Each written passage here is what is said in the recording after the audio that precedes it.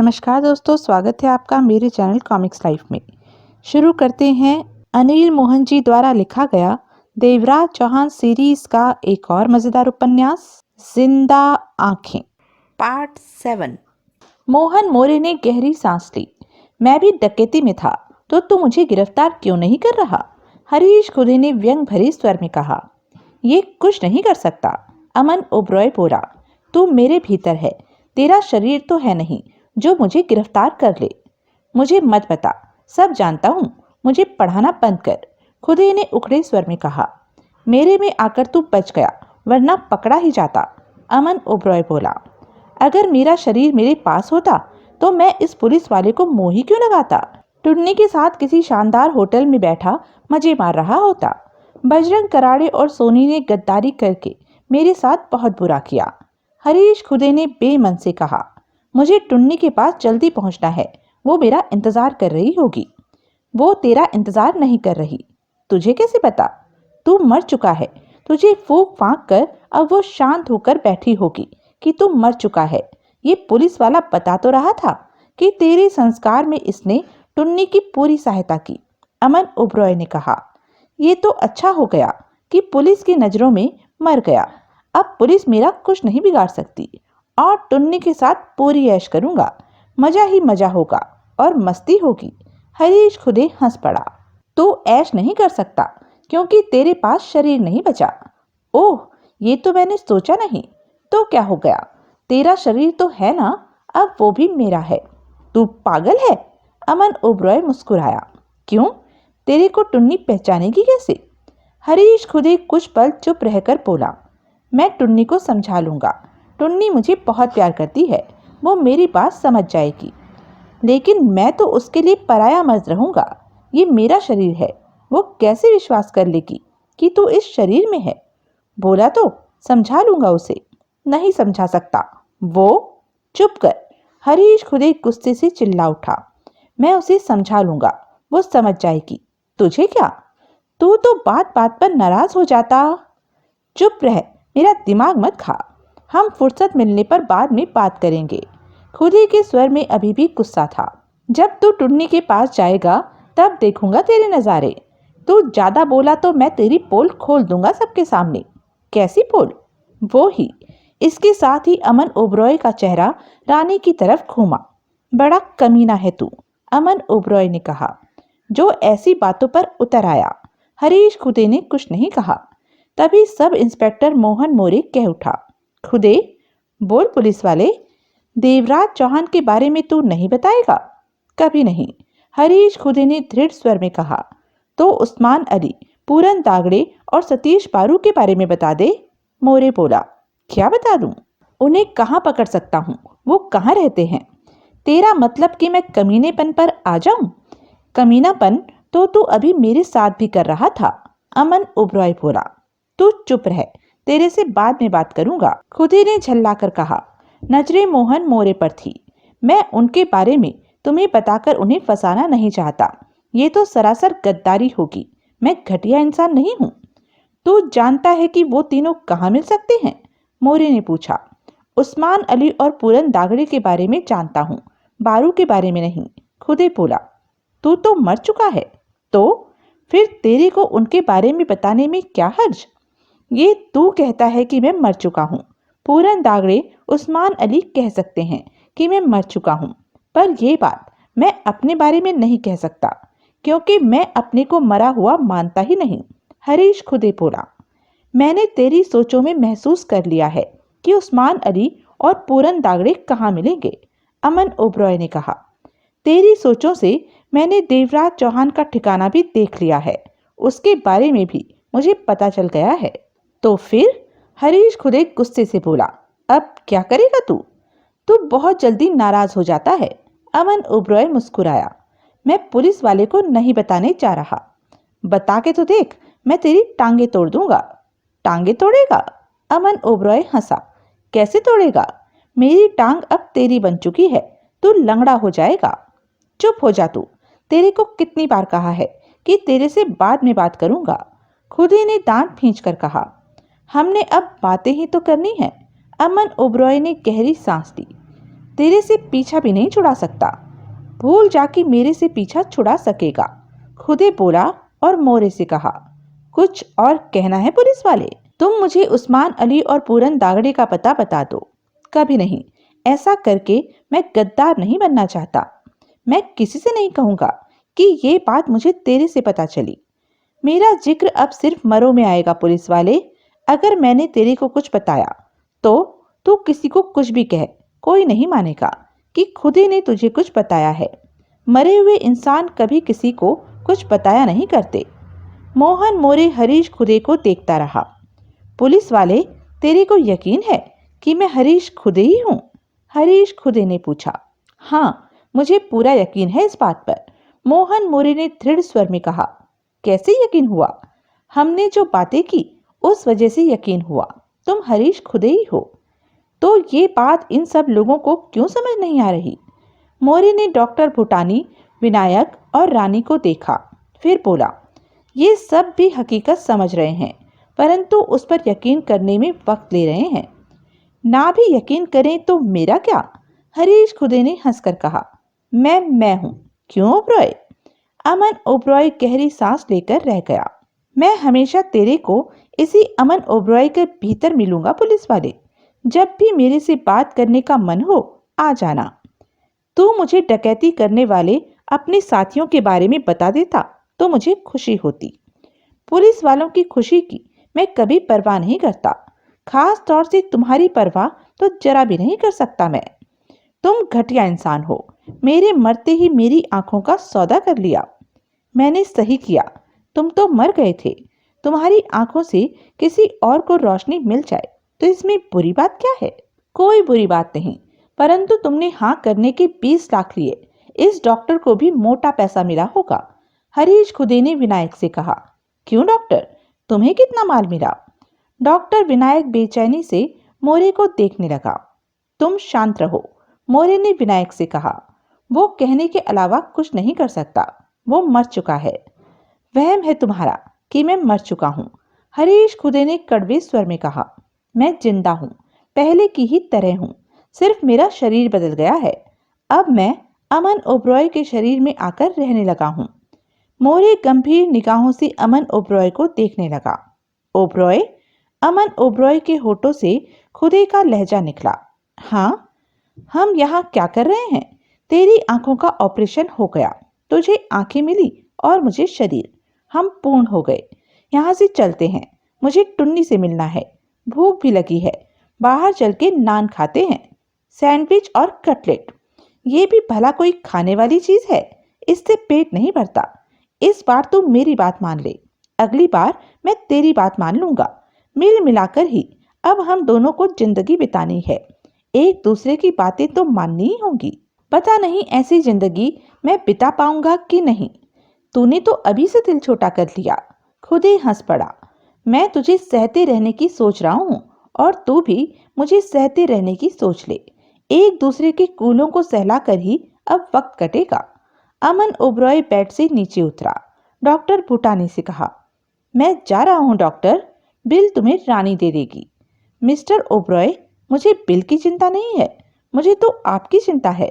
सोचता हूँ किसी डॉक्टर को बुलाऊं कि वो आपका चेकअप करके देख सके कि ऐसी क्या गड़बड़ हो गई जिसकी वजह से। मैं ठीक हूँ डॉक्टर, अमन ओबरॉय ने नर्स से कहा। मेरे कपड़े ले आओ। इस वक्त अमन ओबरॉय के शरीर पर हॉस्पिटल के कपड़े थे। नर्स अचकचाई सी खड़ी उसे देखती रही। रानी, अमन ओबरॉय बोला, मुझे यहाँ से जाना है। मेरे कपड़े कहाँ हैं? तैयार रखे हैं, नर्स बोली। अभी लाती हूँ, कहकर वो बाहर निकल गई। डॉक्टर, अमन ओबरॉय ने भूटानी से कहा, अब आप लोग भी जाएं, मुझे अकेला छोड़ दें। श्योर कि आप ठीक है मिस्टर ओबरॉय? भूटानी हिचकिचाकर बोला। हाँ, मैं ठीक हूँ। वो हरीश खुदे जो आपके भीतर? मेरे भीतर कोई नहीं है। अमन ओबरॉय ने मुस्कुराकर भूटानी को देखा। तुम्हें दिख रहा है कोई? सिर्फ मैं ही हूँ। किसी से इस बारे में जिक्र करोगे तो पागल लगोगे। मैं अमन ओबरॉय हूँ और अमन ओबरॉय ही रहूँगा। रही बात हरीश खुदे की, तो उसकी तुम जरा भी फिक्र मत करो। वो मेरी समस्या है और मैं उस समस्या से निपट लूँगा। तुम बढ़िया ढंग से बात करते हो ओबरॉय, खुदे बोला, एकदम कड़क। सुनकर मुझे मजा आया। मैं ऐसे ही बात करता हूँ। तेरी मेरी खूब जमेगी, जमानी पड़ेगी। अब तो एक दूसरे के गले जो पड़ चुके हैं। तभी नर्स प्रेस कर रखे अमन ओबरॉय के कपड़े ले आई। थैंक यू सिस्टर, अमन ओबरॉय कपड़े लेते बोला। फिर भूटानी से कहा, डॉक्टर मुझे अकेला छोड़ दीजिए।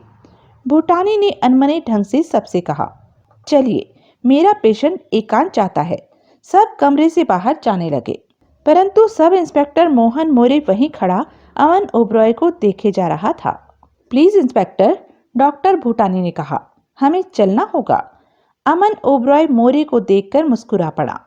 मोरे बिना कुछ कहे पलटा और बाहर चला गया। डॉक्टर भूटानी भी चला गया। अब वहां अमन ओबरॉय और रानी ही रह गए थे। अमन ओबरॉय ने मुस्कुराकर प्यार से रानी को देखा। रानी फौरन आगे आई। करीब पहुंचकर वो अमन ओबरॉय से सट गई और सरसराते स्वर में बोली, जान तुम कैसे हो? मैं एकदम ठीक हूँ। अब मैं तुम्हें और तुम्हारी खूबसूरती को देख सकता हूँ।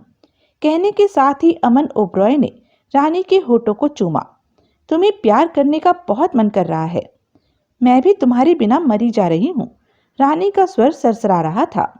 ये हरीश खुदे का क्या चक्कर है? कुछ भी नहीं। अमन ओबरॉय मुस्कुराया और कपड़े बदलने लगा।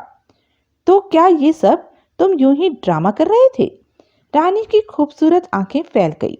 हाँ, अमन ओबरॉय के होठों पर मुस्कान ठहरी हुई थी। देख पाने की खुशी में मैंने यूं ही ये सब किया। तुमने देखा होगा कि सब कैसे चक्कर खा गए। पर तुमने इंस्पेक्टर की बातों का जवाब कैसे दिया? ये राज की बात है। मुझे भी बताओ कैसे? इस बारे में फिर बात करेंगे रानी। अमन ओबरॉय कपड़े पहनता कह उठा। अभी मुझे जाना है कुछ काम करने। ये क्या कह रहे हो? मैं तुम्हें लेने आई हूँ। विनोद तुम्हारा इंतजार कर रहा है। उसे कहना रात को मिलूंगा। मुझे कुछ काम है। तुम डॉक्टर भूटानी का बिल चुकता करो। घर पहुंचो। आज की रात हमारी है, वैसी ही रंगीन रात जिसका खुमार अगले दिन भी रहे। ओ जान! रानी अमन ओबरॉय से लिपट गई। अमन ओबरॉय ने उसे बाहों में भींच लिया। रात को मिलेंगे रानी। अमन ओबरॉय ने उसे थपथपाकर अलग किया। 1 महीने में तुम और भी खूबसूरत हो गई हो, और तुम्हारी बिलोरी आंखों का तो मैं तब से दीवाना हूँ जब से तुम्हें पहली बार देखा। हटो भी, तुम तो मेरी तारीफ ही करते रहते हो। तुम हो ही ऐसी। तो अब मैं चलूं? अमन ओबरॉय ने उसका गाल थपथपाया। रात को जल्दी आना, रानी ने सरसराते स्वर में कहा। मैं तुम्हारी पसंदीदा बोतल तैयार रखूंगी। मैं बहुत जल्दी आऊंगा। तुम भूटानी का बिल दे दो। चेक साइन कर दो जान। रानी ने अपना पर्स खोला। कैश खत्म हो गया है। रानी ने पर्स से चेक बुक निकाली, पेन निकाला। अमन ओबरॉय ने चेक साइन कर दिया। बाय रानी, रात को मिलते हैं। बाय जान। अमन ओबरॉय हॉस्पिटल से बाहर निकल आया। शाम के 6 बज रहे थे। सूर्य की मध्यम सी धूप अभी भी फैली थी। नई आंखों से दुनिया के नज़ारे एक बार फिर देखकर अमन ओबरॉय को चैन मिला। अमन ओबरॉय हॉस्पिटल की पार्किंग की तरफ बढ़ा कि खुदे बोला, इधर किधर? मेरी कार और ड्राइवर पार्किंग में, ओबरॉय ने कहना चाहा। अगले ही पल अमन ओबरॉय ठिठका और सड़क की तरफ बढ़ गया। कार ले लेते, ओबरॉय ने पुनः कहना चाहा। कोई जरूरत नहीं, हम टैक्सी लेंगे। मैं अभी तुम्हारी कार इस्तेमाल नहीं करना चाहता। अजीब बात है। अमन ओबरॉय मुख्य सड़क के फुटपाथ पर आ गया और फुटपाथ पर चलने लगा। सड़क पर से वाहनों का ढेर जा रहा था। इंजन हॉर्न की आवाजें गूंज रही थी। मेरी आंखों से दुनिया देखकर तुम्हें कैसा लग रहा है? बहुत बढ़िया। अमन ओबरॉय खुश था। और मेरा साथ पाकर कैसा लग रहा है? उलझन में हूं अभी। 2 दिन में आदत पड़ जाएगी और उलझन चली जाएगी। जैसी उलझन तुझे है वैसी मुझे भी है, परंतु मैं समझ चुका हूँ कि हमें एक दूसरे को सहना ही होगा, तभी गाड़ी चलेगी। तेरी तरह मैं भी नहीं चाहता कि मेरे साथ कोई चिपका रहे। तू मुझे छोड़ नहीं सकता। मुझसे अलग होना चाहता है तू? हाँ, तो मेरी आंखों से छुटकारा पा ले। आंखों के माध्यम से ही मेरा प्रवेश तेरे भीतर हो सका है। आंखें नहीं रहेंगी तो मैं भी नहीं रहूंगा। आंखें निकाल दी तो मैं अंधा हो जाऊंगा। ये मेरी समस्या नहीं है, तू जाने। अमन ओबरॉय फुटपाथ पर आगे बढ़ रहा था। बातें करने की वजह से उसके होंठ तेजी से हिल रहे थे। ये खेल नहीं है कि मैं तेरी आंखें निकलवा कर दूसरी आंखें लगवा लूं। मैंने पढ़ रखा है कि जरूरी नहीं कि जो भी आंखें लगाई जाएं वो सेट बैठें। ये ऑपरेशन बार बार होना खतरनाक है। ये भी हो सकता है कि मैं फिर देख ना सकूं और हमेशा के लिए अंधा हो जाऊं। ये तो किस्मत की बात है कि ऑपरेशन पूरी तरह सफल रहा। भूटानी बढ़िया डॉक्टर है। मतलब कि हम दोनों को अब एक ही शरीर में एक साथ रहना होगा। अमन ओबरॉय ने गहरी सांस ली। मेरी शराफत देखी? शराफत कैसी? जब तूने रानी से बात की तो मैं जरा भी बीच में नहीं आया, लेकिन एक बात मुझे खराब लगी। क्या? वो तेरी भाभी है। तूने भाभी से रिश्ता बना रखा। मैं कुछ भी गलत नहीं कर रहा। तुमने मेरे भाई की हालत नहीं देखी। वो लाश की तरह बेड पर पड़ा है। तो मेरा भाई विनोद किसी काम का नहीं रहा और रानी जवान है। उसकी अपनी जरूरतें हैं। उसे तो खुराक चाहिए ही। उसका जवान शरीर मांगता है खुराक। मैं उसकी जरूरत पूरी नहीं करूंगा तो वो बाहर से अपनी जरूरतें पूरी करवाएगी। ऐसा करने से खानदान का नाम बदनाम होगा। इसलिए जो हो रहा है ठीक हो रहा है। इससे मेरी जरूरत भी पूरी हो जाती है। अपने घर के हालात तुम बेहतर समझते हो कि क्या ठीक है क्या गलत। खुदे बोला। मैं तुम्हारा दिमाग पढ़ रहा हूँ। तुम टुन्नी के पास जा रहे हो? हाँ, टुन्नी के पास जाने में समस्या है दोस्त। वो तुम्हें पहचानेगी भी कैसे? तुम तो मेरे भीतर हो। ये शरीर टुन्नी के लिए नया है। फिक्र मत करो, वो मैं टुन्नी को समझा दूंगा। क्या समझा लोगे? यही कि मैं जिंदा हूँ, मरा नहीं। बस मैंने शरीर बदल लिया है। वो समझ जाएगी। क्यों नहीं? वो मुझसे प्यार करती है। मेरी पत्नी है वो। रानी की तरह नहीं है कि रानी कुछ भी गलत नहीं कर रही। उसे बीच में मत लाओ। टुन्नी की बात करो। ओबरॉय बोला। टुन्नी बहुत खुश होगी मुझे देखकर। तुम्हारी बातें मेरी समझ से तो बाहर हैं कि मैं उसके पास जाकर कहूंगा कि मैं उसका पति हूं तो वो मुझे गले लगा। तुम नहीं, मैं कहूंगा। बेशक तुम कहोगे, परंतु उसके सामने तो मेरा ही शरीर होगा। वो अमन ओबरॉय को ही देखेगी। टुन्नी मेरी बातों से समझ जाएगी कि मैं ही उसका पति हूँ। लेकिन पहले मैं खाना खाता हूँ। खाना? नान खाना चाहते हो? इस वक्त तो कुछ भी मिल जाए खाकर घर पहुंच जाना चाहता हूँ। इधर आगे जाकर एक ढाबा है, वहां से दाल फ्राई और पराठे खाऊंगा। उसका माल अच्छा होता है। ढाबा? छोटा सा होटल। वो तो तुम क्या समझते हो कि मैं ऐसी जगह बैठकर खाना खाऊंगा? अमन ओबरॉय उखड़ गया। क्यों नहीं खा सकते? मैं 5 स्टार में खाना खाने वाला इंसान हूँ और तुम मुझे ढाबे पर ले जा रहे? तुम नहीं, मैं वहां खा रहा हूँ। पर मेरा शरीर ही तो उस ढाबे में जाएगा। किसी ने मुझे पहचान लिया तो मेरी खिल्ली उड़ेगी। कि? चुप रहो, हरीश खुदे ने गुस्से से कहा। मुझे वहां का खाना अच्छा लगता है। इस बार तुम मेरी बात मानो तो अगली बार मैं तुम्हारी बात मानूंगा। मुझे कुछ करने से मना मत किया करो। तुम मेरी इज्जत मिट्टी में मिला दोगे। अमन ओबरॉय ने नाराजगी से कहा। मैं साथ हूं तो तेरी इज्जत पे 4 चांद लगने से रहे। ये तेरे को पहले ही समझ जाना चाहिए था। तुम डकैती करने वाले बुरे इंसान, मैं करोड़पति बिजनेसमैन अमन ओबरॉय। हम एक साथ नहीं रह सकते। ओबरॉय उखड़ा। तो आत्महत्या कर ले। मैं क्यों करूं? तू कर। जो भी करे, मरेंगे तो हम दोनों ही, क्योंकि हम एक ही शरीर में रहते हैं। अमन ओबरॉय, या हम कह सकते हैं कि हरीश खुदे भी, दोनों ही ढाबे नुमा होटल से बाहर निकलकर खुली हवा में आए। अब अंधेरा छाना शुरू हो गया था। खाना बहुत बढ़िया था, अमन ओबरॉय बोला। मानता है ना? हरीश खुदे मुस्कुराया। सही में दाल तो बहुत ही मजेदार थी। पराठे भी शानदार थे। तेरी 5 स्टार में ऐसा खाना मिलता है? नहीं, बिल्कुल भी नहीं। वहां उबली दाल में मक्खन डालकर सामने रख देते हैं, परंतु ढाबे की दाल बहुत ही बढ़िया ढंग से फ्राई कर रखी थी। यहाँ पर मैं फिर आकर खाना खाऊंगा, अमन ओबरॉय ने कहा। तू करोड़पति बिजनेसमैन अमन ओबरॉय है, खुदे व्यंग से बोला। किसी ने तेरे को यहाँ खाना खाते देख लिया तो? परवाह नहीं, मैं यहाँ फिर खाना खाने आऊंगा। चिंता मत कर, तुझे बहुत ऐश कराऊंगा। वो कैसे? मेरे को ऐसे बहुत से ठिकाने पता है जहाँ बढ़िया बढ़िया खाने को मिलता है। मुझे तो लगता है जैसे तूने बढ़िया खाना आज पहली बार खाया हो। अमीरों के खाने में स्वाद नहीं होता, खाने के मामले में ये साले बीमार होते हैं। ऐसा मत कह, हमारा खाना अभी तूने देखा नहीं है। इतना तो समझ ही चुका हूँ कि तू कैसा खाना खाता रहा है। मैं तेरे बोलने की परवाह नहीं करता।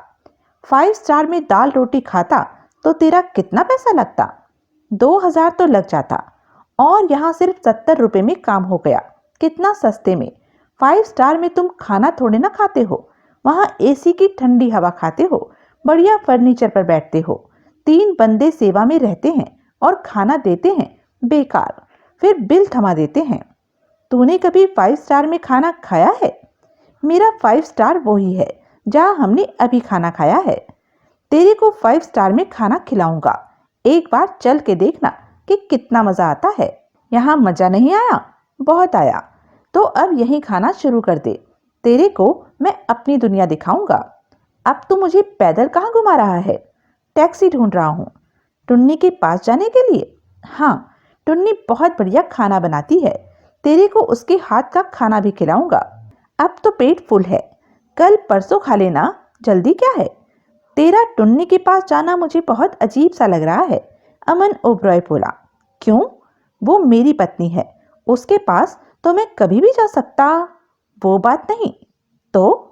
मुझे समझ में नहीं आता कि तू किस हैसियत से उसके पास जा रहा है। हैसियत? पति की हैसियत से जा रहा हूँ। दिमाग खराब हो गया है तुम्हारा? लेकिन तेरा शरीर तो जल चुका है, इस वक्त तू मेरे शरीर में है, उससे क्या फर्क पड़ता है? टुन्नी तुझे पहचानेगी कैसे हरीश खुदे साहब?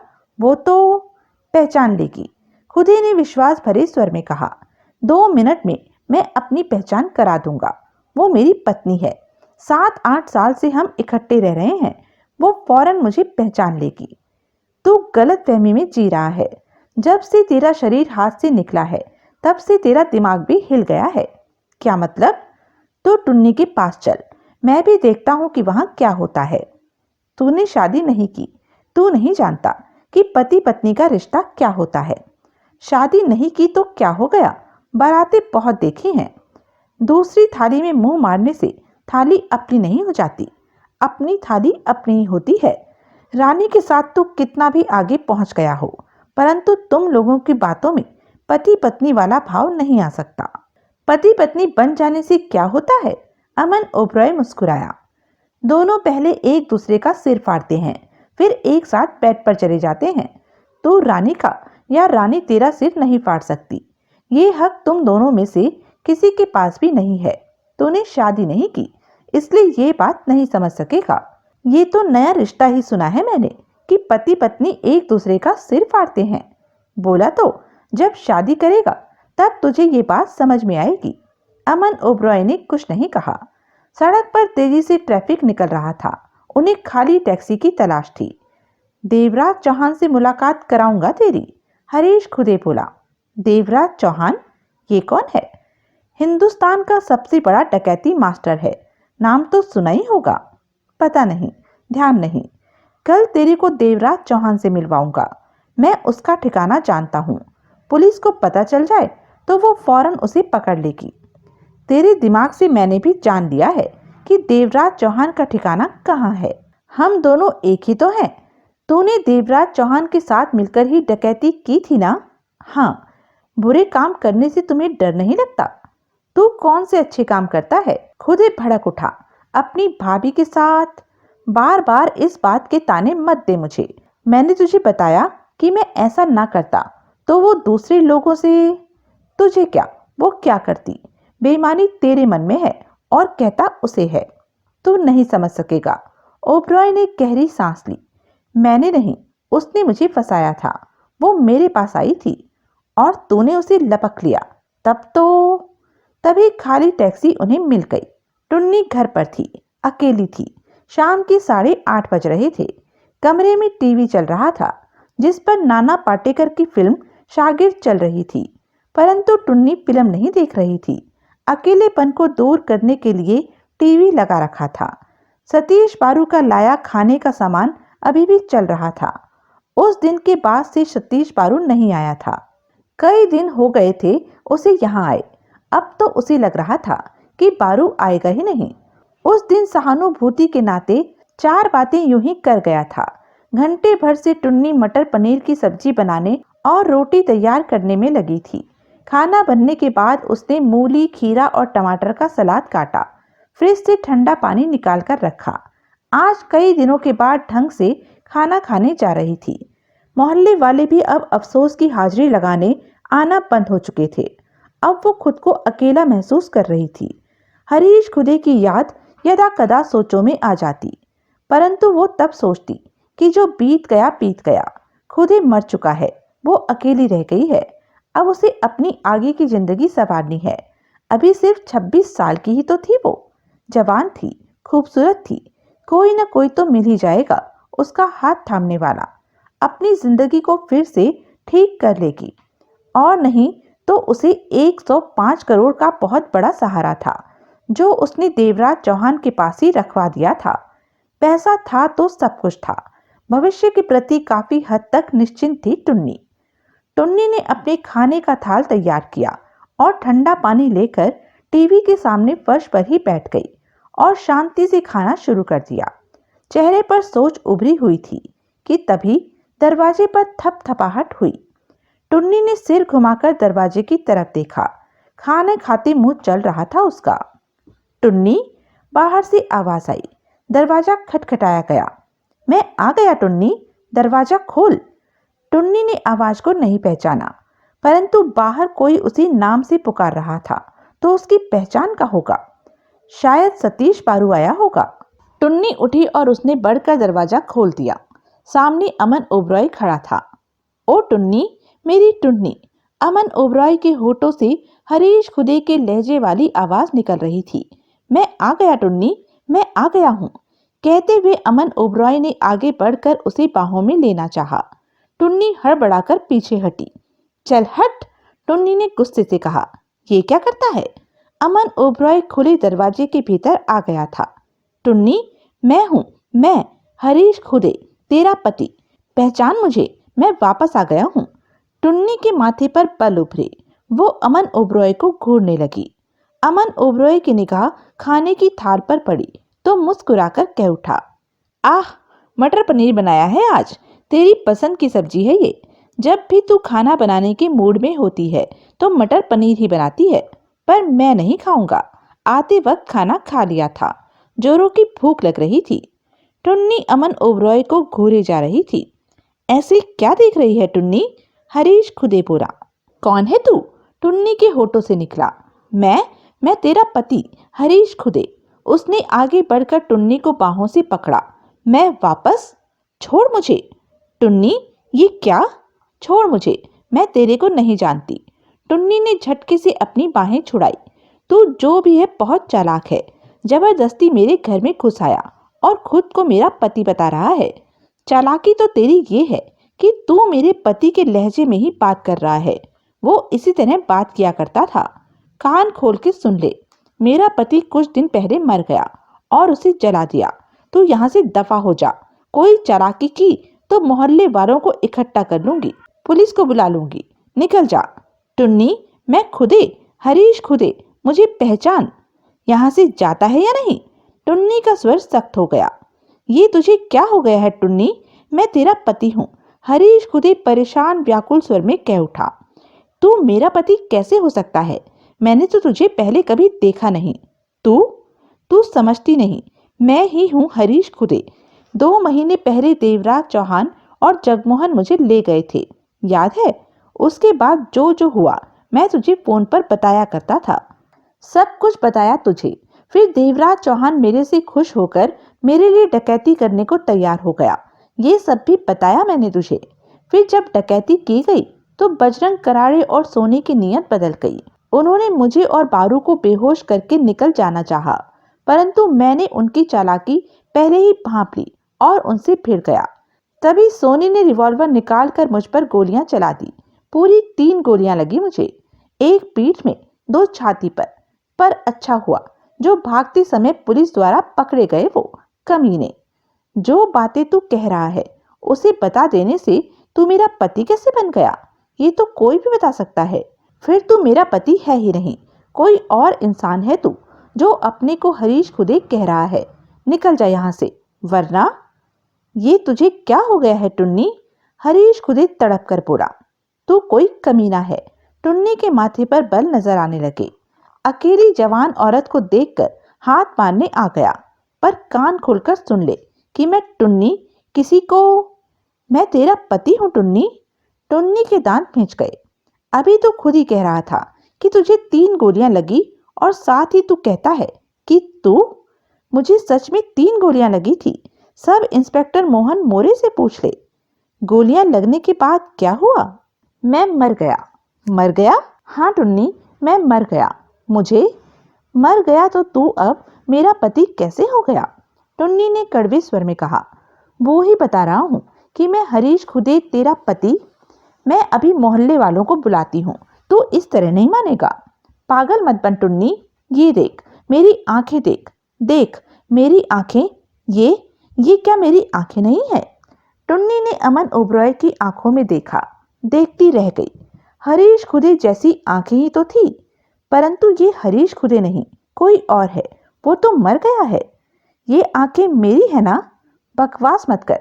तू मुझे बेवकूफ बनाकर मेरे कपड़े उतारने की सोच रहा है। मर्दों को मैं जानती। ये तू मुझे क्या कह रही है टुन्नी? खुदे तड़प कर कह उठा। मुझे तू ऐसा कहती है? तू अपनी बकवास बंद कर और चला जा, नहीं तो मैं लोगों को बुलाने जा रही हूँ। हरीश खुदे बेबस सा टुन्नी को देखता रहा। इस तरह आंखें फाड़ फाड़ कर क्या देख रहा है? टुन्नी, हरीश खुदे ने पुनः कहा, ये मेरी वो ही आंखें हैं जो तूने किसी को दान देने के लिए फॉर्म साइन कर दिया था। टुन्नी ठिठकी। अमन ओबरॉय को देखने लगी। हाँ टुन्नी, इन आंखों को पहचान।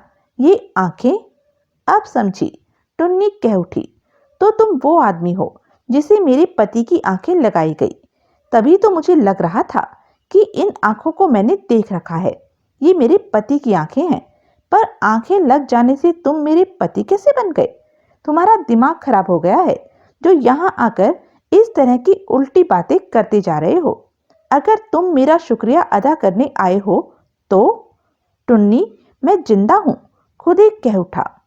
तो तू अपनी बकवास बंद नहीं। ये सच है, मैं मर गया था टुन्नी, पर मेरी आंखें नहीं मरी। वो वक्त रहते निकाल ली गई। जब मेरा शरीर मरा तो मेरी आंखें खुली रह गई थी। तब से मेरी आंखें जिंदा ही रही। मेरा सारा जीवन मेरी आंखों में सिमट आया। और जब मेरी आंखों को अमन ओबरॉय की आंखों में लगाया गया और इसने जब आंखें खोली तो मैं, यानी कि हरीश खुदे भी जिंदा हो गया। ये फिर से देखने लगा और मैंने अपनी मौजूदगी इसके शरीर में पाई। अब मैं इसके शरीर में रहता हूँ। एक शरीर में हम दोनों रहते हैं, अमन ओबरॉय भी, हरीश खुदे भी। आज ही शाम को हॉस्पिटल से इसे छुट्टी मिली तो मैं सीधा दौड़ा दौड़ा तेरे पास आ गया अपनी टुन्नी से मिलने। टुन्नी के चेहरे पर अजीब से भाव आ ठहरे थे। वो अमन ओबरॉय को देखती रही। क्या मेरे बात करने का ढंग हरीश खुदे जैसा नहीं है? खुदे पुनः बोला। है तो।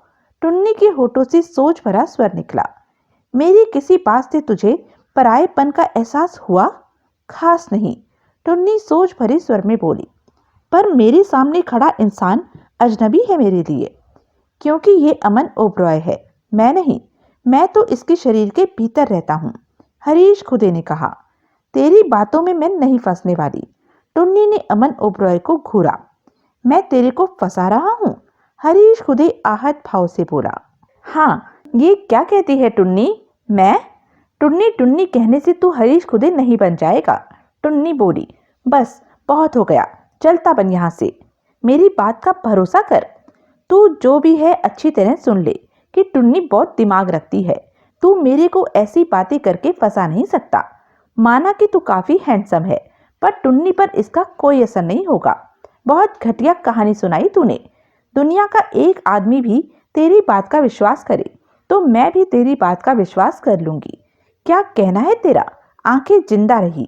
हरीश खुदे का सारा जीवन जिंदा आंखों में सिमट आया और जिसे आंखें लगाई गई हरीश खुदे उसमें आ गया। ये सच है टुन्नी? अब तू जो भी है यहाँ से जाता है या नहीं? टुन्नी का स्वर सख्त हो गया। तू मुझे यहाँ से निकाल रही है? अमन ओबरॉय के होठों से खुदे का बेचैनी भरा स्वर निकला। मैं अजनबी लोगों से बात नहीं करती। मैं पसंद नहीं करती कि कोई अजनबी मेरे घर में आए। दोबारा मेरे पास मत आना। मेरे पति की आंखें तुझे मिल गई, तू दुनिया देखने लगा, इसी में खुश रह। मुझे फंसाने की चेष्टा बेकार होगी। टुन्नी, भगवान के लिए मेरी बात को समझने की कोशिश कर। खुद ही तड़प कर बोला, बार बार मेरा नाम मत ले। अजनबी के होठों से मुझे अपना नाम सुनना अच्छा नहीं लगता। टुन्नी ने अपने खाने के थाल को देखा। तूने मेरा खाना ठंडा कर दिया, कितने मन से बनाया था। तुझे खाने की पड़ी है, मेरी बात को तू गंभीरता से क्यों नहीं सुन रही? खुद ही तेज स्वर में बोला, कोई माने न माने, पर तुझे मानना होगा कि मैं हरीश खुदे हूँ, तेरा पति हूँ।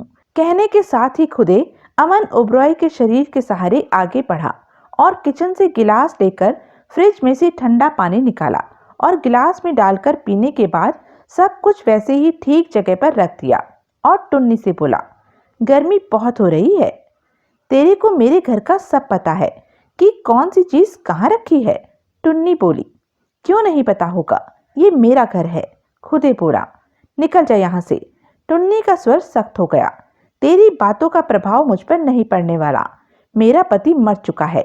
इंस्पेक्टर मोरे ने खुदे के संस्कार में मेरी सहायता की, और रही बात उसकी आंखें जिंदा होने और खुदे का जीवन उसमें सिमट जाने की, तो ये मूर्खता भरी बातें हैं। ऐसा कभी नहीं होता। तुम, ऐसा हो गया है टुन्नी। तेरे को इंस्पेक्टर मोरे पर भरोसा है ना?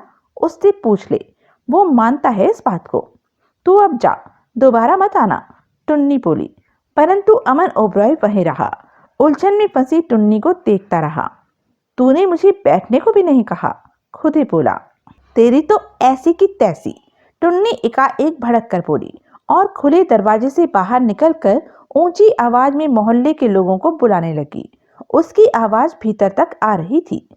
समझा लिया तूने अपनी टुन्नी को? अमन ओबरॉय बोला, वो तो कुछ भी नहीं मान रही। मैंने तो पहले ही कहा था कि तेरी कोशिश बेकार है। कोई भी नहीं मानेगा कि तू हरीश खुदे है, टुन्नी का पति है।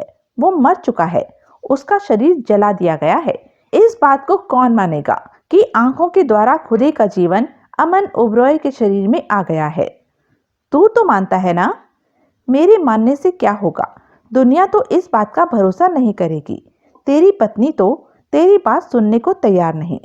मैं टुन्नी को रास्ते पर ले आऊंगा, हरीश खुदे ने दृढ़ स्वर में कहा। वो लोगों को इकट्ठा कर रही है, हमारी ठुकाई भी हो सकती है।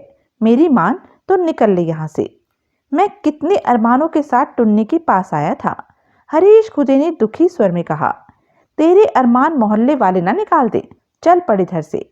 अमन ओबरॉय टुन्नी के घर से बाहर निकला।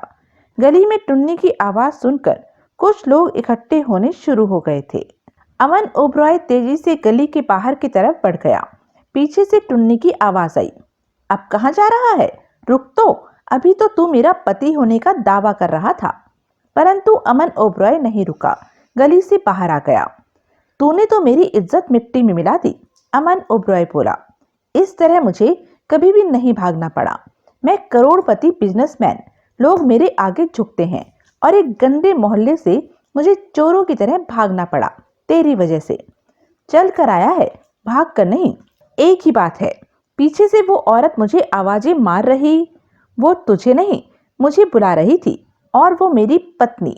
खुदे ने परेशान स्वर में कहना चाहा। वो मुझे ही बुला रही थी। तू मेरे ही शरीर में तो रहता है, सत्यानाश कर दिया तूने मेरा, अमन ओबरॉय ने नाराजगी से कहा। मैंने कभी नहीं सोचा था कि कभी मेरी ऐसी हालत भी होगी। ये तो अभी शुरुआत है, हरीश खुदे ने कहा। क्या मतलब? तूने ढाबे में खाना खाया, कितनी तारीफ की खाने की। वो खाना भी तो तेरे को मेरी वजह से मिला। अब थोड़ी सी गड़बड़ हो गई तो चींची क्यों करता है? अपनी आदत बना ले अब ये बातें सहने की। तुम्हारा मतलब कि आगे भी ऐसे हालात आएंगे? हरीश खुदे के साथ रहेगा तो जिंदगी के सब रंग देखेगा। कभी नहीं, तुम मेरी इज्जत खराब कर दोगे। मैं अब तुम्हारी बात नहीं मानने वाला। ये फालतू की बातें छोड़, मुझे टुन्नी के बारे में सोचने दे। अब क्या बचा है सोचने को? ऐसा क्या तूफान खड़ा हो गया जो तू कलप रहा है? मियाँ बीवी में नाराजगी चलती ही रहती है। नाराज होगी, मुझे पहचानने से इनकार कर दिया, दोबारा पहचान लेगी। तू ज्यादा परेशान न हो। मुझे खुशी है कि वो मटर पनीर बनाकर खा रही थी। वो मटर पनीर की सब्जी तब बनाती है जब उसके सिर पर कोई बोझ नहीं होता। तो तू दोबारा टुन्नी के पास जाएगा? बार बार जाऊंगा, वो मेरी पत्नी है, तुझे क्या? मैं नहीं जाऊंगा, मुझे अपनी बेइज्जती कराने का शौक नहीं है, अमन ओबरॉय ने गुस्से से कहा। तू जब नाराज होता है तो मुझे बड़ा अच्छा लगता है। बातों से ना बहला, मैं तेरे शरीर में आ गया हूं तो अब मुझे नई पहचान बनानी है। सब लोग मुझे धीरे धीरे ही तो पहचानेंगे। थोड़ी बहुत समस्या देखकर घबरा गया, सब ठीक हो जाएगा। मेरे साथ रहकर इज्जत इज्जत मत किया कर। तू करोड़पति है और मैं चोरी डकैती करने वाला। मजबूरी है कि हम दोनों को एक ही शरीर में रहना है। तेरी आंखें चली गई थी, अब तू मेरी आंखों से ही। तो क्या हो गया? ओबरॉय झल्लाकर बोला। तू भी तो मेरा शरीर इस्तेमाल कर रहा है। फिर तो हिसाब बराबर हो गया। इज्जत इज्जत की बात करके रोया मत कर, मैं इज्जत को नहीं मानता। तू ठहरा चोर डकैत, इज्जत की कीमत नहीं समझ सकता। मेरी अपनी दुनिया है, जब तू उसे समझेगा तो समझ जाएगा कि इज्जत कुछ नहीं होती। मैं अब टुन्नी के पास बेइज्जती कराने नहीं जाऊंगा। मेरे एक इशारे पर बढ़िया से बढ़िया लड़की आ जाती, जरूर आ जाती होगी। तू हैंडसम है, ऊपर से करोड़पति है। तेरे को जो लड़की चाहिए मेरे को बता दे, लेकिन टुन्नी के पास नहीं। वो मेरी पत्नी है, जिसने तुझे पहचाना नहीं। लोगों को इकट्ठा कर लिया और हमें भागना पड़ा। इसी से पता चलता है कि वो अपनी जिंदगी में कितनी ईमानदार है। तेरे व्यक्तित्व का भी उसने रौब नहीं खाया। वो सिर्फ मेरे से प्यार करती है। अब उसे समझने में वक्त लगेगा कि मैं ही उसका पति हूँ, हरीश खुदे ने कहा। 2-3 मुलाकातों में वो जल्दी ही पहले की तरह मेरे से पेश आने लगेगी। वो मेरी औरत है और औरत ही रहेगी, जबकि वो तुझे अपनी जूती पर नहीं रखती। देखता रहे, सब कुछ सामने आ जाएगा। मुझे टुन्नी पर पूरा भरोसा है। चल, देवराज चौहान के पास चलते हैं। किसके? देवराज चौहान, वो ही। मैं सीधा बंगले पर जाऊंगा, रानी मेरा इंतजार कर रही होगी। विनोद भी नई आंखों के साथ मुझे देखना चाहता होगा। मैं तेरा नौकर नहीं हूं कि तेरे साथ इधर उधर भटकता रहूं। मेरी अपनी भी जिंदगी है। ठीक है, मानी तेरी बातें। हरीश खुदे ने गहरी सांस ली। देवराज चौहान से कल मिल लेंगे, वो भी तेरे को नहीं पहचानेगा, अमन ओबरॉय ने कहा। मेरे बारे में तो चिंता मत कर, अपने मामले मैं संभाल लूंगा। खुदे का स्वर उखड़ गया।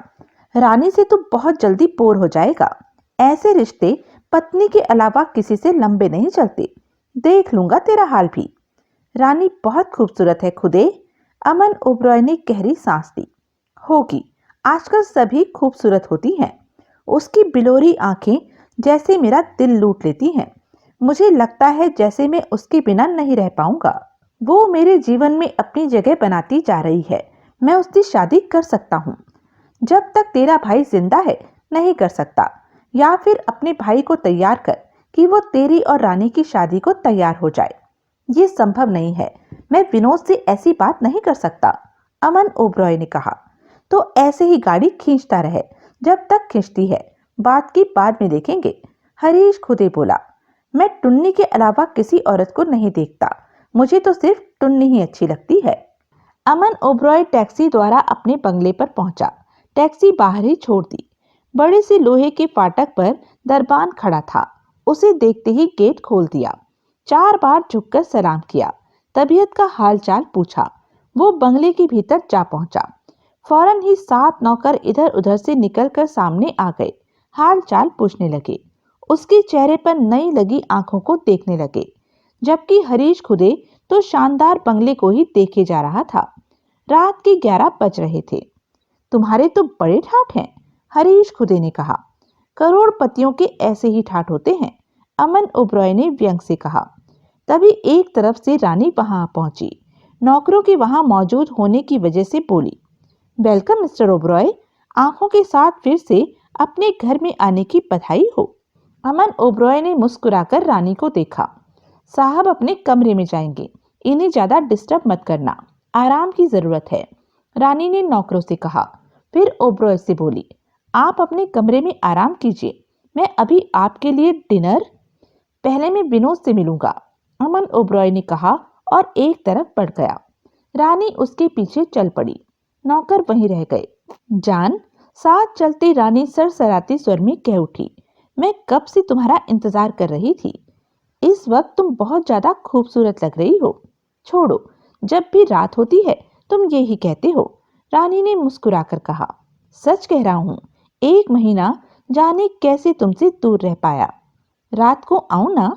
सरसरा रहा था रानी का स्वर। हाँ, मैं आज रात तुम्हारे बिना नींद नहीं ले पाऊंगा। मैंने तुम्हारे कमरे में तुम्हारी पसंद की बोतल रख दी है। मैं तुम्हारी गोद में बैठूंगी, तुम मुझे पिलाना और मैं तुम्हें, फिर प्यार करेंगे। पूरे 1 महीने का प्यार आज की रात में लूंगी। रानी ने सरसराते स्वर में नखरे के भाव में कहा। इस वक्त का मुझे बेसब्री से इंतजार है रानी। तुम्हारी आंखों को मैं देखते रहना चाहता हूँ। जितनी तुम खूबसूरत हो उतनी ही खूबसूरत तुम्हारी बिलोरी आंखें हैं। इस पर मैं मरता हूँ। चलते चलते ओबरॉय ने प्यार से कहा, मैं तुम पर मरती हूँ जान। सामने कमरा था, दरवाजा खुला था। वो भीतर प्रवेश कर गए। हमेशा की तरह विनोद ओबरॉय बेड पर लेटा हुआ था। हेलो विनोद, कैसे हो? अमन ओबरॉय ने पास पहुंचकर विनोद का हाथ थाम लिया। तुम्हें ठीक देखकर मुझे खुशी हो रही है अमन।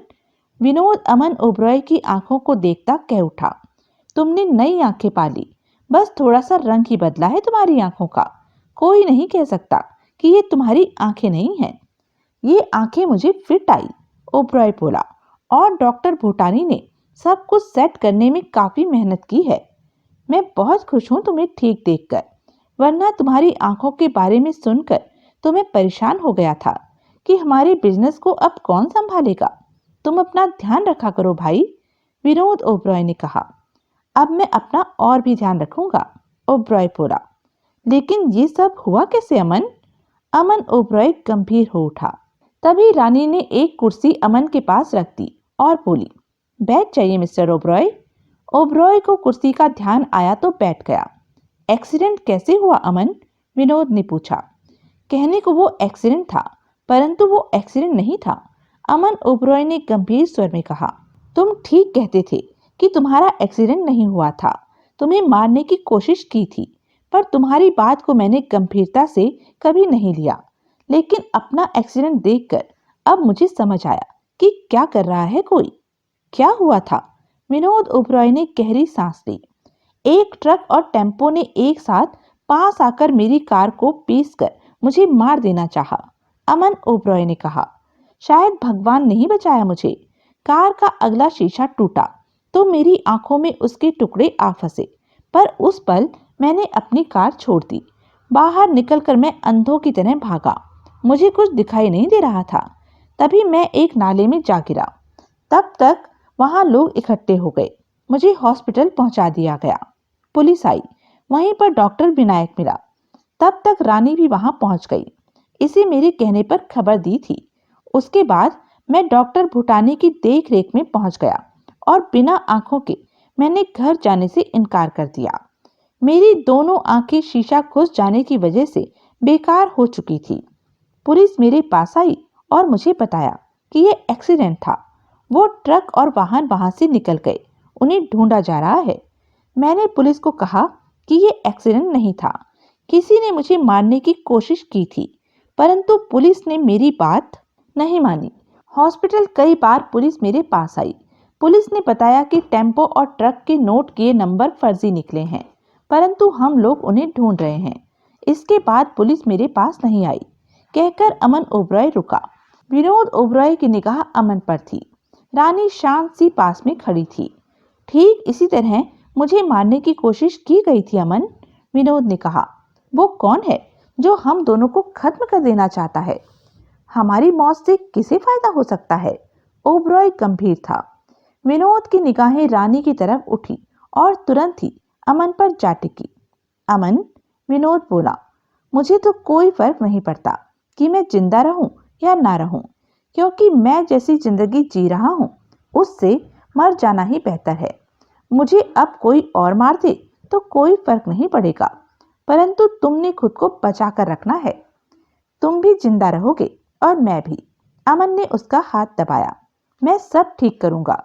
पुलिस को अब टाइट करता हूँ। पुलिस ने कितनी आसानी से तुम्हारे और मेरे साथ हुए हादसे को एक्सीडेंट का नाम दे दिया। मैंने भी पुलिस से कहा था कि किसी ने मुझे मारने की कोशिश की है, परंतु पुलिस ने ही कहा कि ये एक्सीडेंट था। तुम्हारा मतलब कि हमारे मामले में पुलिस किसी के इशारे पर चल रही है? अमन ओबरॉय बोला। मुझे तो ऐसा ही लगता है। पुलिस ने मेरे मामले के बारे में कुछ नहीं किया, और देखना अब तुम्हारे बारे में भी कुछ नहीं करेगी। मेरे ख्याल में जो हमें मारना चाहता है पुलिस उससे मिली हुई है। पुलिस को मैं संभाल लूंगा, मेरे जानने वाले कई हैं। मैं पुलिस पर दबाव डलवाऊंगा। अमन ओबरॉय दृढ़ स्वर में बोला। वो बात की बात है, पहले तुम्हें सावधान रहना होगा, तुम पर फिर हमला हो सकता है, विनोद ने कहा। मैं उसे ढूंढ निकालूंगा जिसने हम दोनों की जान लेने की कोशिश की। अब मैं आ गया हूँ, सब ठीक करूंगा। अमन ओबरॉय चेयर से उठता रानी से बोला। मैं अपने कमरे में जा रहा हूँ, विनोद का ध्यान रखो। रानी ने सिर हिला दिया। अमन ओबरॉय वहां से चला गया। विनोद ओबरॉय ने रानी को देखकर कहा, तुम्हें नहीं लगता कि किसी ने पहले मुझे और अब अमन को मारने की कोशिश की? वहम का कोई इलाज नहीं है पतिदेव, रानी शांत स्वर में बोली। बिस्तर पर खाली पड़े पड़े तुम उलट पुलट बातें सोचते रहते हो। साल भर पहले तुम्हारा एक्सीडेंट हुआ था और इत्तेफाक से अब तुम्हारे बड़े भाई का हो गया। इन हादसों को तुम साजिश करार देने को लगे हुए हो। तुम जो भी सोचो, मैं तुम्हारी सोचों की परवाह नहीं करती। तुमने कभी ये सोचा कि कोई तुम्हारी जान लेने की भी सोच सकता है? रानी मुस्कुराई। पतिदेव, मेरी जान लेकर किसी को क्या मिलेगा? कुछ भी नहीं। मेरे पास तो कुछ है ही नहीं। वैसे भी वो बेवकूफ होगा जो मेरी जान लेकर पृथ्वी ग्रह से मुझ जैसी खूबसूरती हटाना चाहेगा। मैं मरी तो पृथ्वी ग्रह फीका लगने लगेगा। बहुत गुमान है अपने पर, विनोद ने व्यंग से कहा। क्या मैं खूबसूरत नहीं पतिदेव? तुम तो मुझे देखते ही मुझ पर मर मिटे थे। भूल गए वो दिन? वो बातें अब मेरे लिए मायने नहीं रखती, विनोद ने उखड़े स्वर में कहा, क्योंकि अब तुम इस काबिल नहीं कि मुझे भोग सको। सिर्फ मुझे देख सकते हो, आंखें सेक सकते हो। तुम्हारी हालत का अफसोस है मुझे, पर मैं कुछ नहीं कर सकती। मैंने भी कभी तुमसे प्यार किया था, परंतु कोई भी पत्नी इस हाल में बड़ा पति नहीं चाह सकती। रानी का स्वर बेहद शांत था। अगर मेरे बस में होता तो मैं तुम्हें कब का ठीक कर देती। विनोद कई पलों तक रानी के खूबसूरत चेहरे को देखता रहा, फिर बोला, तुमने मेरी एक बात का जवाब कभी नहीं दिया। कौन सी बात? ये ही कि तुम अपनी जरूरतें किससे पूरी करवाती हो। कोई मर्द तो तुमने चुन ही रखा होगा। बेशक तुम किसी को ना चुनो, परंतु तुम जैसी अकेली और खूबसूरत शह को पाने के लिए मर्द लाइन लगाकर खड़े हो सकते हैं। तुमने सही कहा। कौन सा आदमी तुम्हारे करीब है रानी? विनोद की निगाह रानी पर थी। ये बात जानकर क्या तुम्हें कोई फायदा होने वाला है? रानी ने विनोद को देखा। बस मैं जानना चाहता हूँ पतिदेव, मेरे से तुम्हारी जितनी सेवा हो सकती है वो जरूर करती हूँ। सुबह शाम तुम्हारा हाल पूछने आती हूँ, 5-7 मिनट तुमसे बात भी कर लेती हूँ। इसके अलावा मैं तुम्हारे लिए कुछ कर भी नहीं सकती। तुम भी मेरे लिए कुछ नहीं कर सकते। जितनी जरूरत है उतना रिश्ता हम दोनों में कायम है। रानी का स्वर भावहीन था। मैं किसके पास जाती हूँ या कौन मेरे पास आता है, इन बातों को सोचोगे तो तकलीफ उठाओगे। तुम्हें ये सोचकर अपने से समझौता कर लेना चाहिए कि आखिर कोई तो होगा ही जो ऐसे वक्त में मुझे खुश रख रहा होगा। विनोद रानी को देखता रहा। रानी एकाएक मुस्कुराई और बोली, अब मेरे सोने का वक्त हो गया है पतिदेव, गुड नाइट। वो अमन है ना? विनोद शांत स्वर में कह उठा। रानी ने इनकार में सिर हिलाते हुए कहा, इस तरह चालाकी इस्तेमाल करके तुम मुझसे कुछ नहीं जान सकते। गुड नाइट पतिदेव। रानी ने हाथ हिलाया और बाहर निकल गई। विनोद ओबरॉय बेबस सा होठ भींचकर रह गया। अमन ओबरॉय अपने बेडरूम में पहुंचा तो हरीश खुद ही कह उठा, यार तुमने तो मुझे चिंता में डाल दिया है। क्या हुआ? कोई तुम्हें मारने की फिराक में है तो मुझे चिंता नहीं होगी क्या? तुम्हारी जिंदगी के साथ तो मेरा जीवन जुड़ा है। तू मरा तो मैं भी गया। अब मेरी आंखें तेरे शरीर में लगकर जिंदा हैं। जिंदा आंखों के साथ ही मेरी जिंदगी है। मुझे मारना इतना आसान नहीं। अमन ओबरॉय कुर्सी पर बैठता कह उठा, क्यों? तू तोप है क्या? मैं सब ठीक कर लूंगा। तू कुछ नहीं कर सकेगा। जब तेरे सामने कोई रिवॉल्वर लेकर आ गया और ठां ठां तुझ पर गोलियां चला दी, या किसी ने तेरे पर गाड़ी चढ़ा दी, कोई किसी को मारना चाहता है तो देर सवेर में वो सफल हो ही जाता है, बचा नहीं जा सकता। इन बातों की मुझे समझ है, सारी जिंदगी मैंने इन्हीं कामों में तो बिताई है। तो तू क्या चाहता है अब? हमें उस इंसान को ढूंढ निकालना होगा जिसने विनोद को और फिर तेरे को मारने की कोशिश की। तुम दोनों पर एक ही तरीका इस्तेमाल किया गया। एक्सीडेंट का मतलब साफ है कि कोई नहीं चाहता कि तुम दोनों भाइयों की मौत हत्या लगे। वो स्वाभाविक तौर पर तुम्हें मरा दिखाना चाहता है, जैसे कि एक्सीडेंट में मर गए, छत से नीचे गिरकर मर गए, ऐसा ही कुछ। अमन ओबरॉय कुछ नहीं बोला। तुम दोनों की मौत से किसे फायदा पहुंचेगा? हरीश खुदे बोला। हम दोनों के अलावा हमारे खानदान में सिर्फ रानी ही है। मतलब तुम लोग मर गए तो करोड़ों की दौलत रानी की? खामखा की मत हाँको, अमन ओबरॉय ने मुंह बनाकर कहा। अगर तुम ये कहने जा रहे हो कि ये काम रानी का है तो मत कहना। वो हमारे घर का हिस्सा है, इस घर की बहू है। तो इस बारे में तुम रानी के बारे में नहीं सोचना चाहते? नहीं, कभी नहीं। क्योंकि वो खूबसूरत है, क्योंकि वो तुम्हें हासिल है, क्योंकि वो खुदे मैं तेरी जान ले लूंगा। तू बेवकूफ आदमी है जो रानी के बारे में नहीं सोचना चाहता। हरीश खुदे उसे समझाने वाले स्वर में बोला। तू सोच कि रानी तुम दोनों को मारकर सारी दौलत की मालकिन वो खुद बनना चाहती हो, पर वो ऐसा क्यों करेगी? पैसे के लिए? उसे क्या पैसे की कमी है? वो मजे से शानदार जिंदगी बिता रही है। जितना पैसा चाहती है उतना ही उसे मिल जाता है। किसी चीज की उसे कमी नहीं है। सच बात तो ये है कि उसके खर्चे उतने भी नहीं हैं जितने होने चाहिए। वो ऐसा गलत काम कभी नहीं कर सकती। वो मुझे प्यार करती, तेरे को प्यार करती है? अच्छा, क्या रखती है तेरी वो जो तेरे को प्यार करे? खुदे तुम सारे टट्टू, हरीश खुदे ने कड़वे स्वर में कहा। अपने पति की तो वो हो न सकी जो अपंग होकर बेड पर पड़ा है और घर में ही तेरे साथ आ लिपटी। ऐसी औरत तेरे को क्या प्यार करेगी? हाँ, अगर तू उसका शरीर हासिल करने को प्यार कहता है तो मैं जरूर कहूँगा कि वो तेरे से प्यार करती। शरीर हासिल की बात नहीं है, वो वैसे भी मेरे से प्यार करती है, अमन ओबरॉय ने कहा। साबित करके दिखा। महीना भर पहले मेरा एक्सीडेंट हुआ, मेरी आंखें चली गई। सुनते ही वो दौड़ी चली आई। डॉक्टर भूटानी के यहाँ मेरा इंतजाम कराया, डॉक्टरों से बात की और मुझे आंखें मिल जाए इसके लिए उसने जरूरत से ज्यादा भाग दौड़ की। वो मेरे पास हर रोज आती रही, अपने प्यार का दम भरती रही, घंटों मुझे तसल्लियां देती कि मैं ठीक हो जाऊंगा, फिर से देखने लगूंगा। इतना हौसला तो मेरी पत्नी होती तो वो भी ना बढ़ाती जितना कि रानी ने बढ़ाया। और तुम कहते हो कि पैसे की खातिर रानी ऐसा कर रही होगी, अमन ओबरॉय ने तेज स्वर में कहा। तुम्हारा ऐसा सोचना तुम्हारी गलती नहीं है, क्योंकि तुमने सारी जिंदगी ही चोरी चकारी हेरा फेरी वाले काम किए हैं, इसलिए तुम्हारी सोच भी ऐसी हो गई है। रानी के बारे में गलत सोच रहे। ठीक है, चादर मत फाड़, नाराज मत हो, मैंने तो अपना विचार जाहिर किया था, हरीश खुदे बोला। आगे से रानी के बारे में तू ऐसी बात ना करे तो ठीक होगा। नहीं करता, शांत हो जा। ओबराय उठा और अपने कपड़े उतारने लगा। क्या करने जा रहा है अब? खुदे ने पूछा। नहाने जा रहा हूँ, रानी आने वाली है, दिल में लड्डू तो फूट रहे होंगे। हरीश खुदे मुस्कुराकर विशाल बेडरूम को देखता कह उठा। ये बात तो माननी पड़ेगी कि करोड़पतियों की शान अलग ही होती है। साला कितने मजे से रहता है तू। अमन ओबरॉय अटैच बाथरूम में पहुंचा और नहाने में व्यस्त हो गया। पुलिस वाले कहते हैं कि ये एक्सीडेंट था, तुम्हारा भी और विनोद का भी।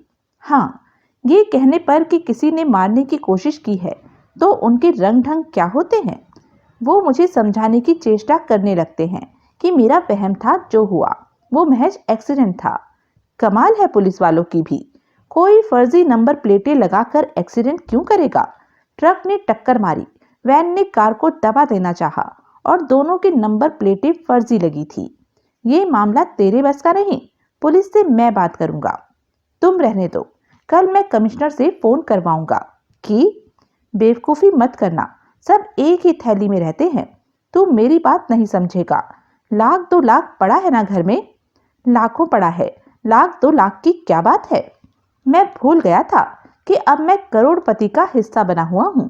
थाने में कोई फोन करवाने की जरूरत नहीं है। जो काम नोट कर देते हैं वो कमिश्नर का फोन नहीं कर सकता। कल मैं पुलिस वालों से बात करूंगा। तुम क्या बात? चुप रह चुप रह। जितना मैं पुलिस वालों को जानता हूँ उतना तो तू सोच भी नहीं सकता। तू बस शांत रह।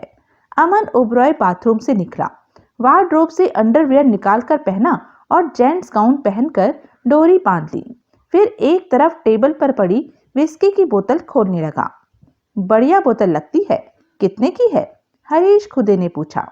5,500 की। सत्यानाश, इतना पैसा तू गिलास में डालकर उड़ा देता है। कितने दिन चलती है बोतल?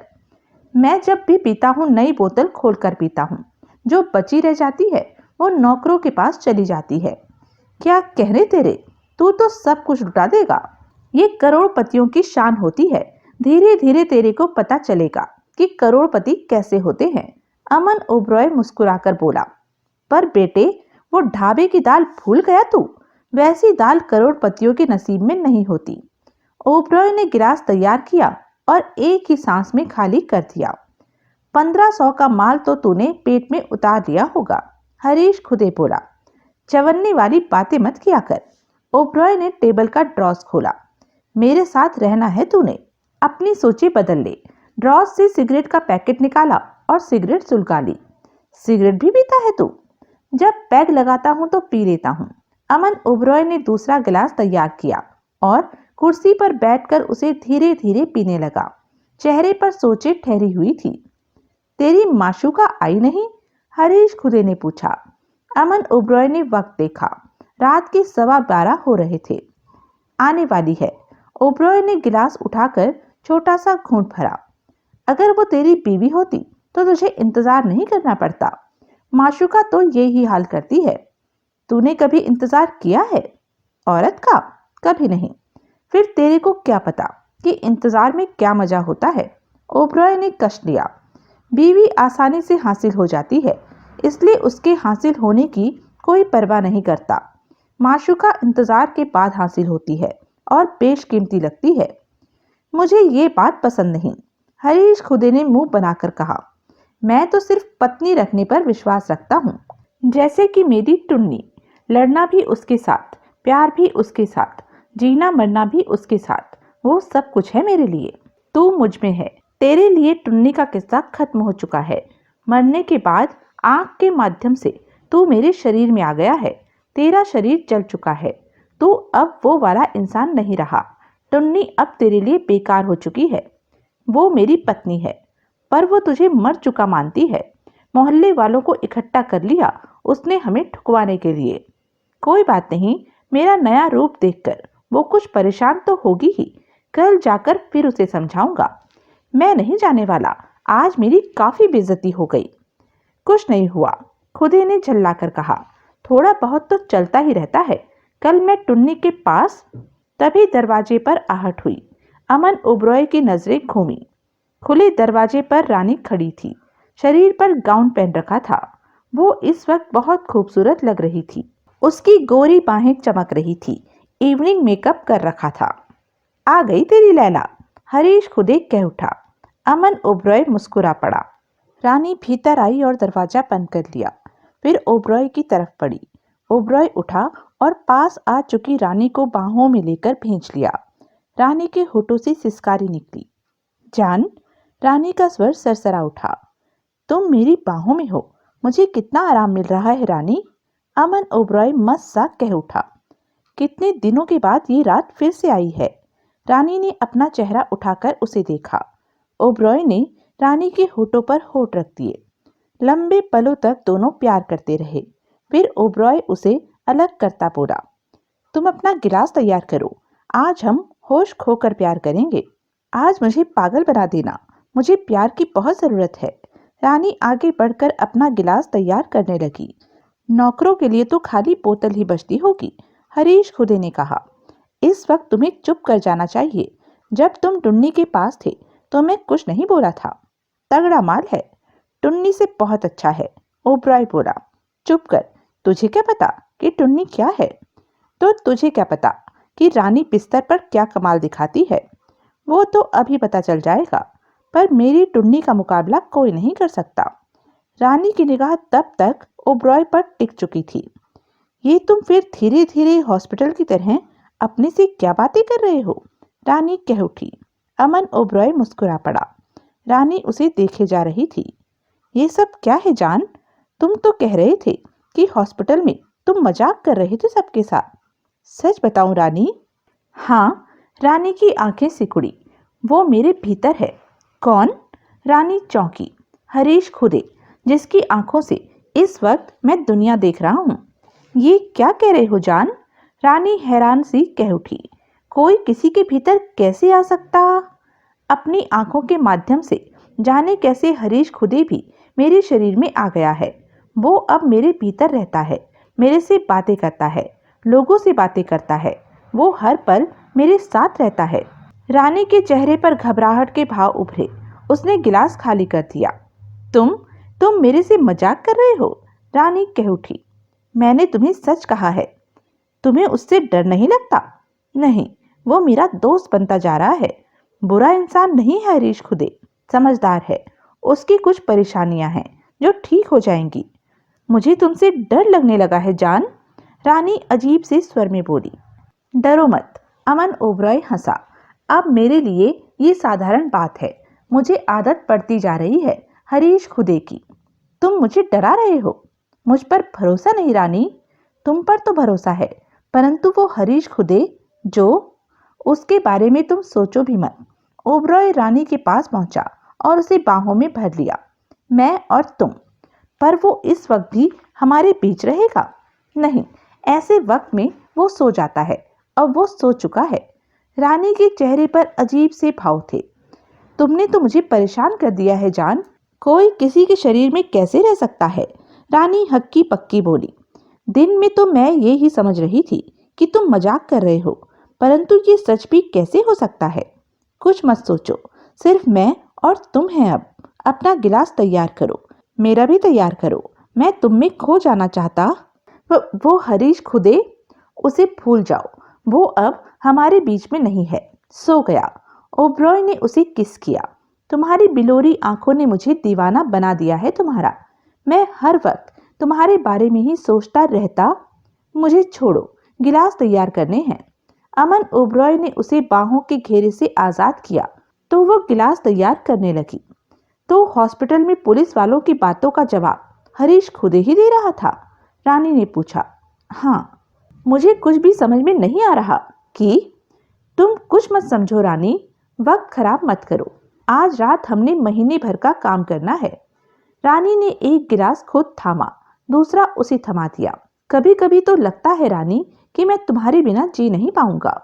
मुझे भी ऐसा ही लगता है जान। रानी उसके करीब आई और सरसराते स्वर में बोली। तुमसे दूर नहीं रह सकती मैं। जल्दी गिलास खाली करो। ओबरॉय ने उसे अपने साथ सटा लिया। अब मैं और नहीं रुक सकता। तुमने अभी डिनर नहीं किया? वो, मैंने शाम को ही खाना खाया है। अभी मुझे तुम्हारे अलावा किसी की जरूरत नहीं है। रानी उसके पास से हटी और वार्डरोब खोलकर बोली। जान, यहाँ तुम्हारी रिवॉल्वर रखी है। एक दिन मैं कुछ ढूंढ रही थी तो वो मुझे दिखी। हाँ, जरा दिखाओ तो, वो कैसी होती है, उसमें गोली कैसे डालते हैं, सब कुछ करके दिखाओ। ओ रानी, छोड़ो इन बातों। प्लीज जान, इससे मुझे विस्की पीने का वक्त मिल जाएगा। थोड़ा नशा चढ़ेगा तो फिर मैं तुम्हें बहुत मजे दूंगी। रानी मुस्कुराकर बोली और आंख दबा दी। मुझे थोड़ा वक्त दो कि नशा चढ़ जाए। ठीक है। अमन ओबरॉय आगे बढ़ा और वार्डरोब से कपड़ों के पीछे से रिवॉल्वर निकाली, जो कि 45 की थी। वो लोडेड थी। ओबरॉय ने उसकी गोलियां निकाली, उन्हें पुनः भरा। रानी को समझाता रहा। इस दौरान रानी हाथ में थामे गिलास की घूंट भरती रही। ओबरॉय अपना गिलास खाली कर चुका था। इसके साथ मैंने लंबी सी नाल पड़ी देखी थी। वो साइलेंसर है। ओबरॉय ने वार्डरोब से साइलेंसर निकाला और उसे रिवॉल्वर की नाल पर चढ़ाकर दिखाया। इसे लगा लेने के बाद गोली चलाई जाए तो आवाज कमरे से बाहर नहीं जाती। किसी को पता ही नहीं चलता कि गोली चलाई गई है। अब बोरियत वाला काम बहुत हो गया। ओबरॉय ने साइलेंसर लगी रिवॉल्वर वार्डरोब में रखी। मैंने तुम्हारा दिल रखने के लिए ये कीमती वक्त खराब किया। अब आओ, हमें अपनी रात रंगीन करनी चाहिए। मैं तुम्हारे जलवे देखने को बेचैन हो रहा हूँ जो तुम दिखाती हो। तो यह थी अब तक की कहानी। आगे की कहानी जानने के लिए बने रहें मेरे साथ। और हाँ, मेरे चैनल को लाइक, शेयर और सब्सक्राइब करना ना भूलें। और कमेंट करके ज़रूर बताएं कि यह वीडियो आपको कैसा लगा। धन्यवाद।